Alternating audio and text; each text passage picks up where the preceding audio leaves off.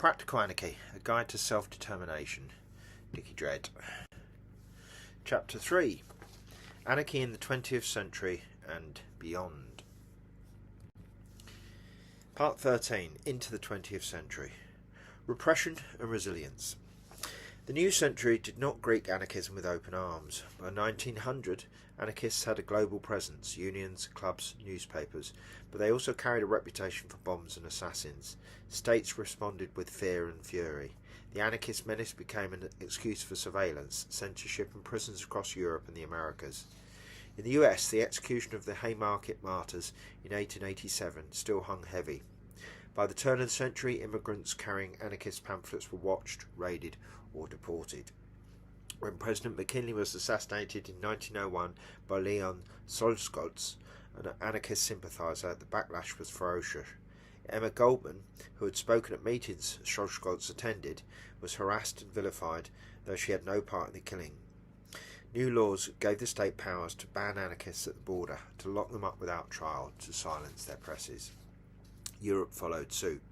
In France, after Valence bomb in 1893, the wave of attacks that followed, the government rushed through the Louis Slerate, the villainous laws, criminalising anarchist speech itself. Italy, Spain and Germany each built police units devoted to tracking anarchist networks. The First International had broken apart, and anarchist groups struggled to survive under the shadow of constant repression. Yet anarchists endured.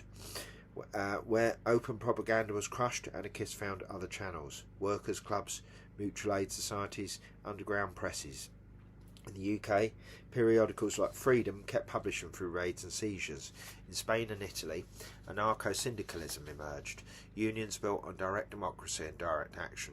Rather than small conspiracies, anarchists now focused on mass movements of workers who could strike, occupy and resist together. Anarcho-syndicalism became the banner of resilience. In Spain, the Confederación Nacional de Trabajo, the CNT, was founded in 1910, bringing anarchist principles into the heart of the working class life. Its assemblies ran on horizontal decision-making, its strikes were militant and creative. In France, the Confédération Générale du Travail carried strong syndicalist and anarchist influence in its early years, with militants arguing that the general strike could topple capitalism and the state alike. Across the Atlantic, anarchism took root in Latin America. In Argentina, immigrants from Italy and Spain carried anarchist ideas into the factories and docks of Buenos Aires. By the 1910s, the Federación Obrera Nacional Argentina, FORA, was a powerhouse, organising strikes and publishing radical papers. In Mexico, anarchists influenced early stages of the revolution, spreading the ideas of mutual aid and collective land use. The shift was clear. The dynamite and pistol of the late 19th century gave way to the picket line and the general strike. Anarchism remained militant, but its focus was broader, not symbolic acts to shock the world, but collective power to change it. It was a grim beginning to the century, but it proved the resilience of the idea. Repression forced anarchism underground, but it didn't kill it. Instead, it pushed the movement to broaden its base. Less about the lone bomber, more about the organised worker, the collective community.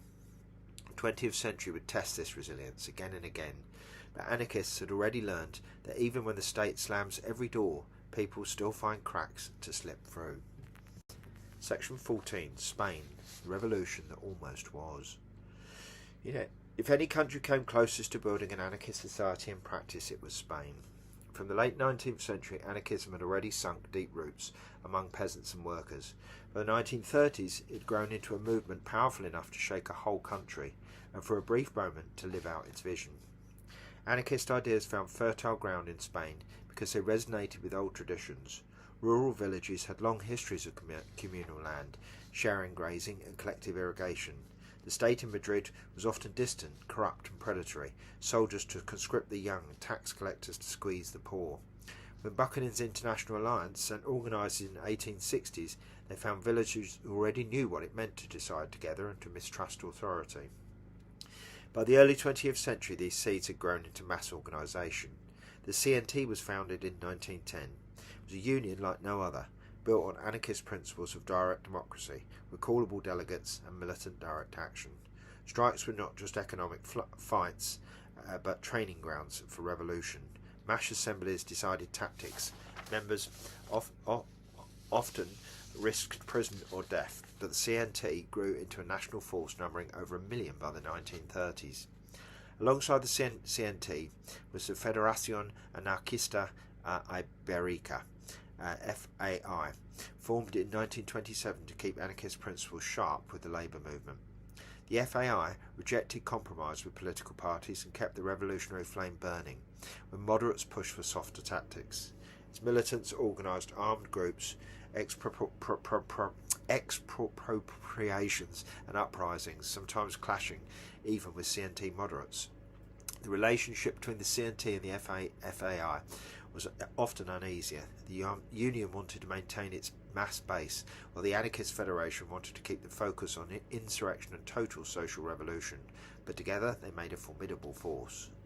This tension, syndicalism versus insurrectionalism, ran through the Spanish anarchist movement. Some argued that building strong unions and winning workers' daily struggles was the surest road to revolution. Others feared that compromise would blunt the anarchist edge, turning the CNT into just another reformist union. In practice, the movement tried to do both, to win immediate improvements while preparing for the revolutionary break. When the Spanish Civil War broke out in 1936, anarchists moved from theory to practice. In Catalonia, Aragon and beyond, workers and peasants collectivised land and industry. Factories were run by communities, trams kept rolling without bosses, and whole villages pulled their land into communal farms. Collectivisations were not imposed but often voted on in assemblies. Kropotkin's dream of federated communities seemed to come alive on Spanish soil. The militias reflected the same principles. Columns marched in the front without ranks or salutes. Officers were elected, orders debated, and equality was the rule. George Orwell, who fought alongside anarchists, described Barcelona as a city where the working class truly held power. Cafes, trams, even theatres run collectively. Women were central. The organisation Mujeres Libre, with over 20,000 members, pushed for both social revolutions and women's emancipation. They argued that fighting fascism without fighting patriarchy would only create half a revolution. In the collectives, women took on new roles, running workshops, teaching literacy, organising food supplies, while also challenging sexism within the movement itself. But the revolution soon faced enemies on all sides. Franco's fascists fought with military force. Stalin's Communist Party, backed by Moscow, tried to rein in or destroy anarchist collectives, but refused central control. The Republican government, desperate to hold international alliances, leaned towards order and hierarchy. By 1937, street battles in Barcelona saw anarchists fighting not just fascists but communists too. The infamous May Days of 1937 left anarchists weakened and demoralised. Defeat was brutal. Franco's victory crushed the collectives, executed thousands, and drove survivors into exile or prison. Yet the memory of Spain 1936 remained a beacon, proof that anarchism could leap from pamphlets into practice on a mass scale, that ordinary people could run cities, fields, factories without bosses or rulers. For anarchists around the world, Spain was the revolution that almost was. Its defeat was bitter, but its example unforgettable. The black and red flag of the CNT FAI still flies as a reminder that another world had already been glimpsed and could be again.